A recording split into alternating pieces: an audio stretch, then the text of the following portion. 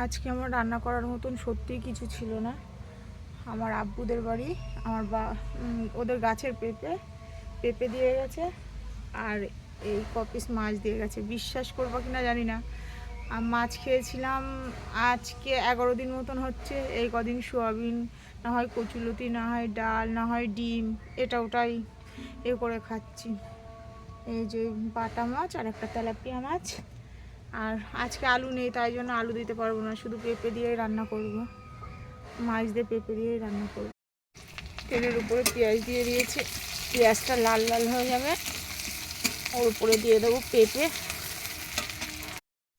পেঁপেটাকে সুন্দর করে ভেজে নেব, লাল লাল করে ভেজে নেব। লবণ আর হলুদটা পরে দেবো, কারণ আমার নানি বলে লবণ হলুদ প্রথমে দিলে পেঁপে নাকি গলতে চায় না। এর মধ্যে বেটে রাখা মশলাটা দিয়ে দিলাম, আদা বাটা, রসুন বাটা, শুকনো লঙ্কা বাটা। এবার এটাকে নাড়াচাড়া করবো, কষাবো, কষিয়ে একটু জল দেবো, তারপরে আবার একটু কষাবো, তার মধ্যে লবণ হলুদ দিয়ে দেবো, কিছুক্ষণের জন্য ঢাকা দিয়ে রাখবো। পেঁপের সাথে মশলাটাকে সুন্দরভাবে কষিয়ে নেব।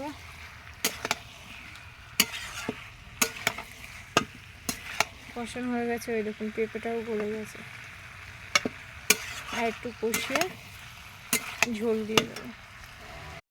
কষানো হয়ে গেছে সুন্দরভাবে, এবার ঝোল দিয়ে দেবো। কেমন হয়েছে অবশ্যই আপনারা কিন্তু জানাবেন কমেন্টে। ঝোল দেওয়া হয়ে গেছে, এবার ঢাকা দিয়ে দেবো।